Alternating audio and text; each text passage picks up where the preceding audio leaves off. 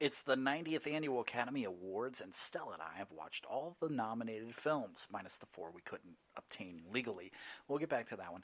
We're going to talk about all of those who have been honored by the Academy of Motion Pictures, Arts, and Science in a special 9-part series. This is the final of 3 episodes about the categories that encircle the technical awards. But this one is all about sound. That means we'll also be talking about music. Best score, best song, sound mixing, sound editing. We'll tell you what you need to know and who we think should win. And this is a packed episode, so let's just sound the chime and get started right away. So first is score. Now, a lot of these scores, a great score, you don't want to notice. So some of these, there's not a lot for us to say. Dunkirk was Hans Zimmer. He has 11 nominations, 1 win.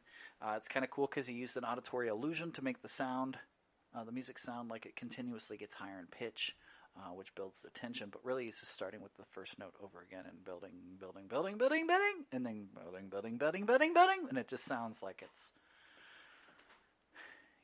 It just sounds like it's getting higher in pitch. Totally. Climbing everlasting climb. Yes, it also has a lot of ticking clocks because time is the main character here. 3 Billboards Outside Ebbing, Missouri. This is Carter Burwell, his second nomination. I don't remember anything about the soundtrack. It's all about performances. It's really what it comes down to me. Like, you can have the visuals in it, you can have the audio in it, but really it comes down to the performance and the dialogue. And the soundtrack does not get in the way of the performances, which is important. Phantom Thread, Johnny Greenwood, first nomination. It's a sort of a classic film score. Don't remember Jack. Yeah. The Shape of Water, Alexandra Desplat, 9 nominations, 1 win. This is a fantasy. It's kind of a fantastic soundtrack. Whimsical. Not super hummable, but definitely kind of a shot back to the 1940s. Star Wars The Last Jedi. This is John Williams. The man has 51 nominations and 5 wins. The guy is a legend. He did the theme song for the Olympics. Bum, bum, ba, bum, bum. That's John Williams. John Williams. Pew, pew, pew. Yes, can't say much more about the guy. It's one of his last Star Wars scores that he'll probably be able to do. What do you think, Stella? Best score? I don't remember all the nominations again. Dunkirk, 3 Billboards, Phantom Thread, The Shape of Water, or Star Wars? The Shape of Water, mostly because it does allow me to pull into the feel of the atmosphere.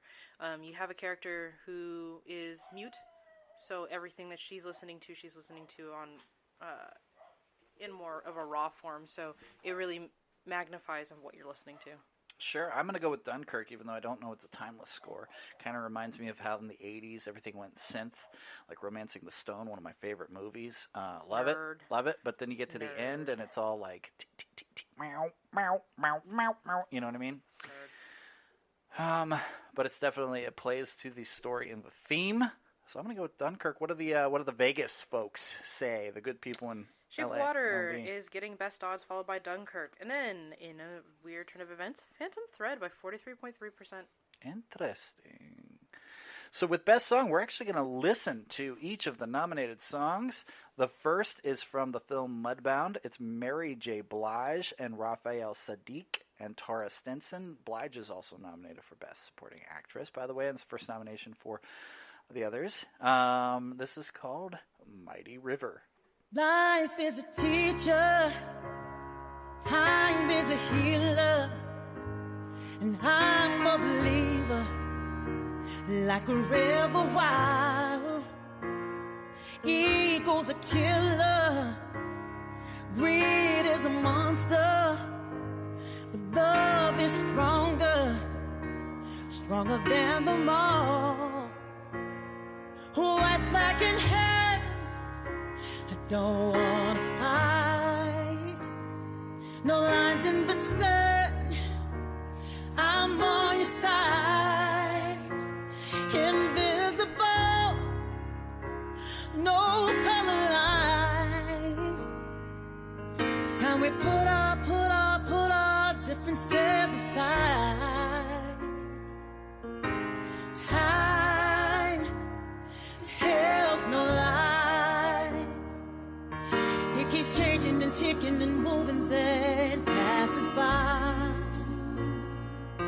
But if you're lucky, it will be kind, like a river flowing through time.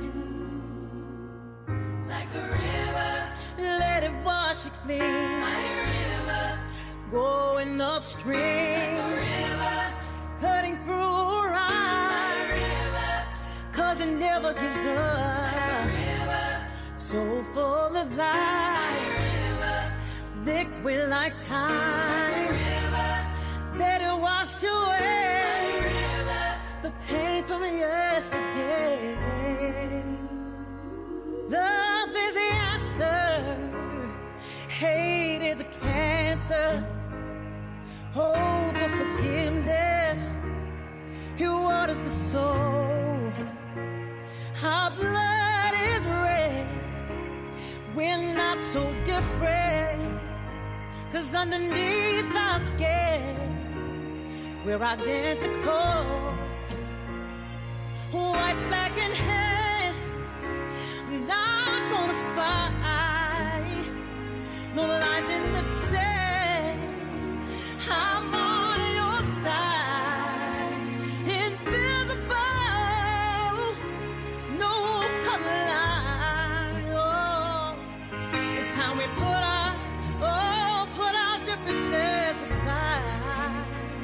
We know wrong from right. Oh, time tells no lies. He keeps changing and ticking and moving and passes by. But if you're lucky, it will be kind. Oh, like a river flowing through time. Oh, let it wash you clean. Like a river, going upstream. Like a river, cutting through right. Like a river, 'cause it never gives up. Like a river, so full of life. Like a river, liquid like time. Like a river, let it wash away. Like a river, the pain from yesterday. Like a river, oh, like a river, rain down on me.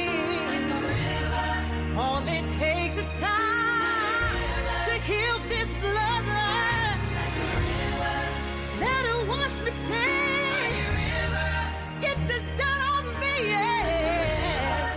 Oh, like a river, let it wash you clean. Oh, oh, yeah. Oh, like a river, mighty, mighty river. Oh, yeah, yeah. Let it wash away. All the hurt and pain. Oh, yeah, yeah, yeah. Oh, mighty river, mighty river.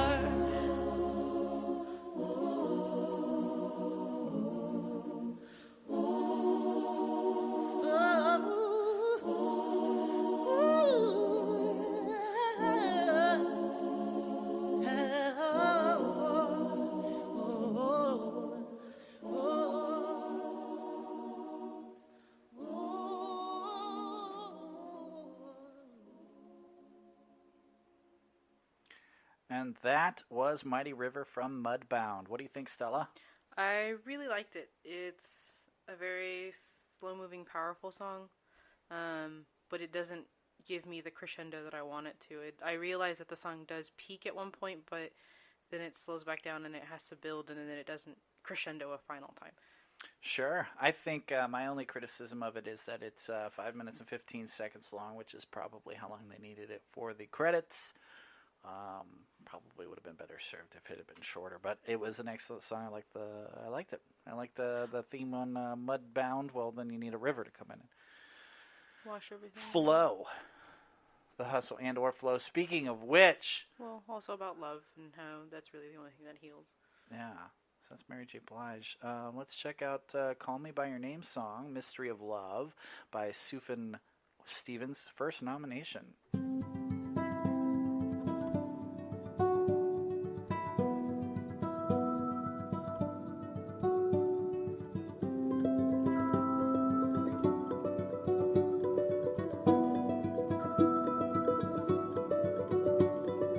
Oh, to see without my eyes. The first time that you kissed me, boundless by the time I cried. I built your walls around me. White noise, what an awful sound. Fumbling by Rogue River, feel my feet above the ground. Hand of God, deliver me. Oh, woe, woe is me. The first time that you touched me, oh, will wonders ever cease? Blessed be the mystery of love.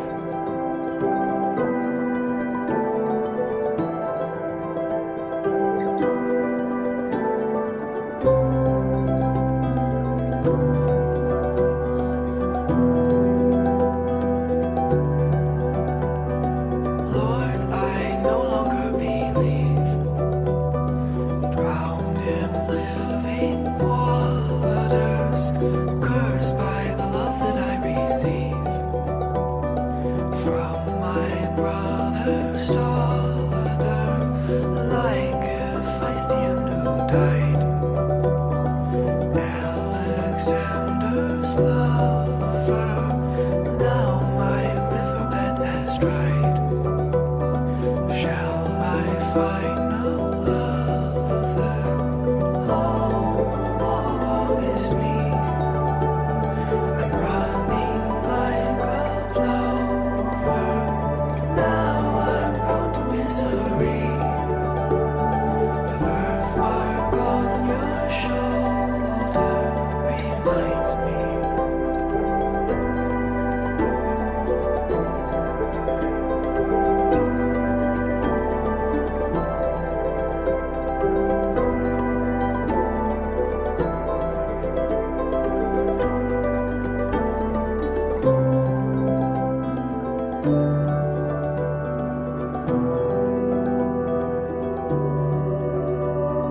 How much sorrow can I take?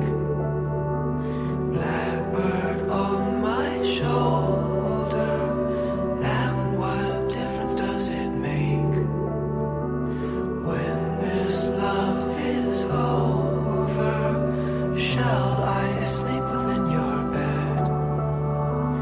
River of unhappiness, hold your hands upon my head till I breathe my last breath. Oh, woe, woe is me. The last time that you touched me, oh, will wonders ever cease? Blessed be the mystery of love.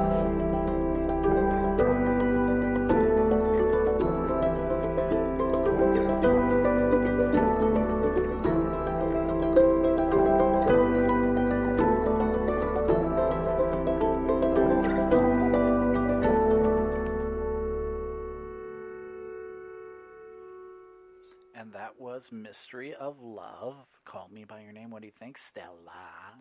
I liked it. It encapsulates young love and the mystery and beauty of discovering the first time.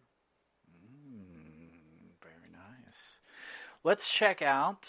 This is probably the song. If you have kids, you know this one. No, do that one last. Do that one last. Okay, let's do that one last. So let's look at from Marshall. This is the only nomination for the film Marshall. It's the only nomination for this and the next film. Okay, so Stand Up For Something. This is Common and Diane Warren. Common, of course, has 2 nominations, 1 win, and Warren has 9 nominations. Marshall, Stand Up For Something.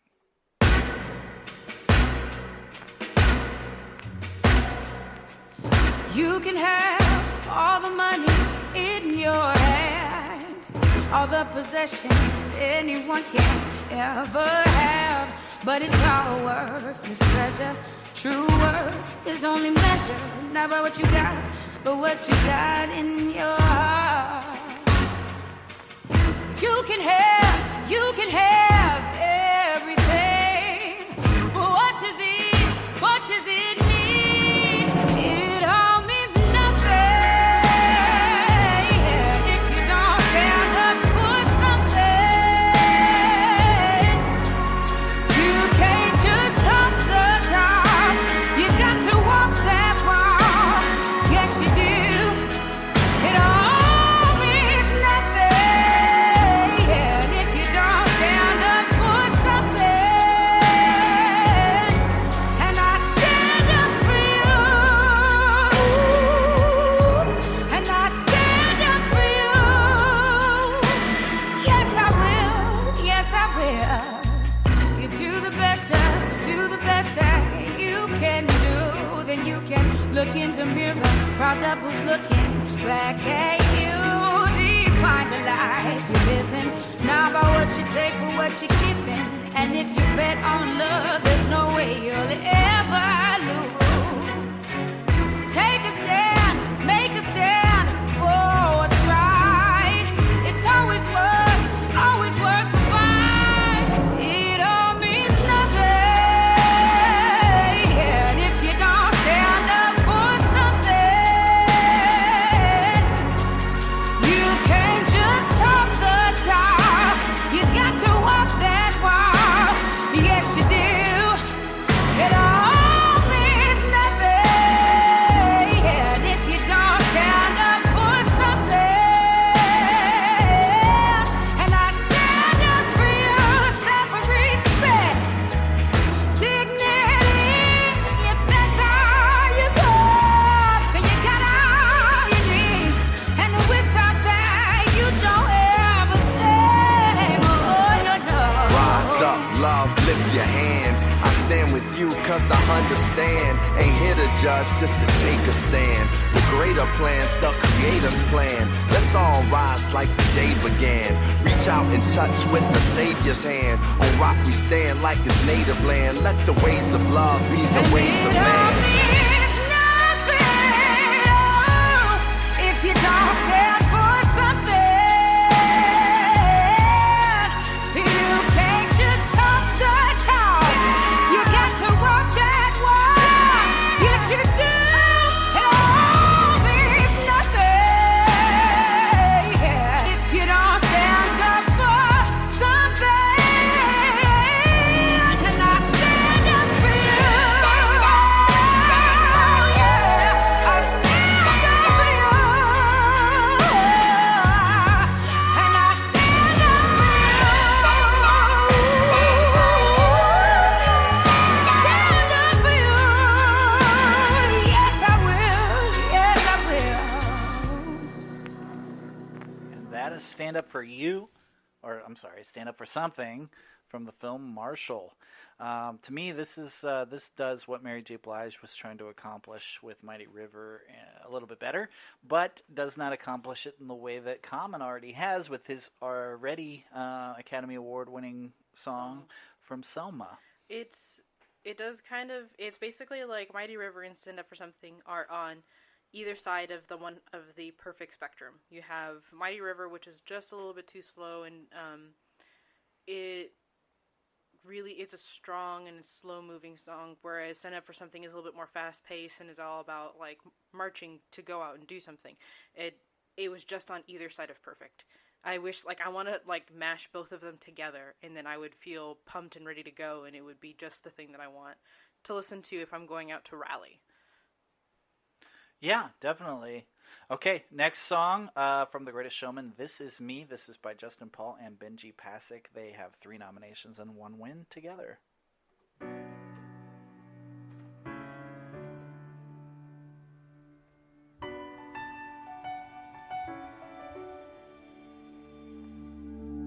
I am not a stranger to the dark. Hide away, they say, 'cause we don't want about your broken parts. I've learned to be ashamed of all my scars. Run away, they say, no one will love you as you are. But I won't let them break me down to dust. I know that there's a place for us, for we are glorious. When the sharpest words wanna cut me down, I'm gonna send a blood, gonna drown them out. I am brave, I am bruised, I am who I'm meant to be. This is me. Look out, 'cause here I come. And I'm marching on to the beat I drum. I'm not scared to be seen. I make no apologies. This is me.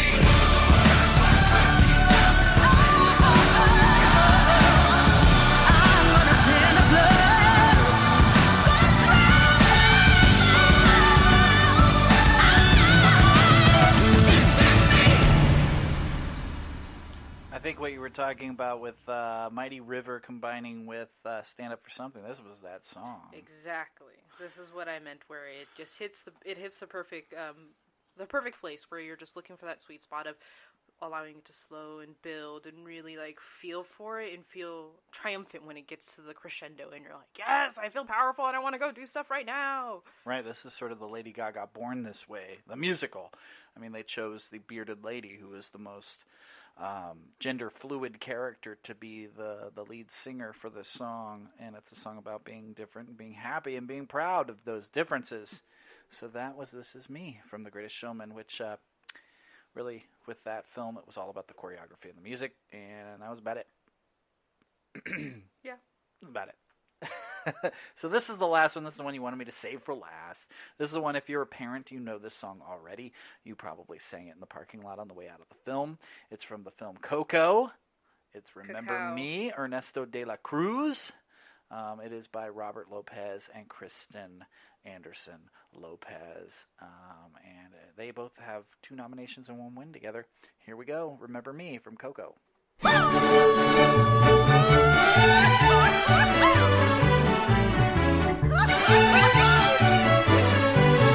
Remember me, though I have to say goodbye, remember me.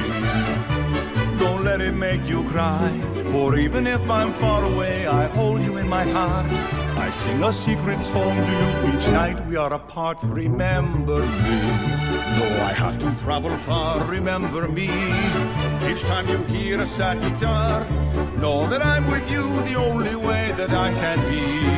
Until you're in my arms again, remember me.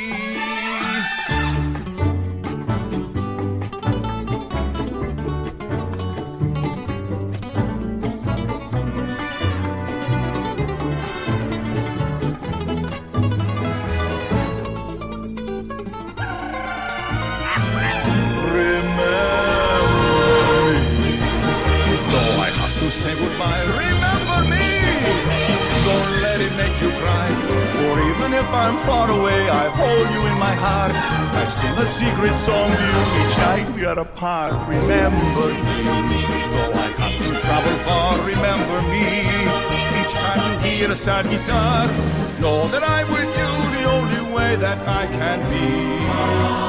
Until you're in my arms again, remember.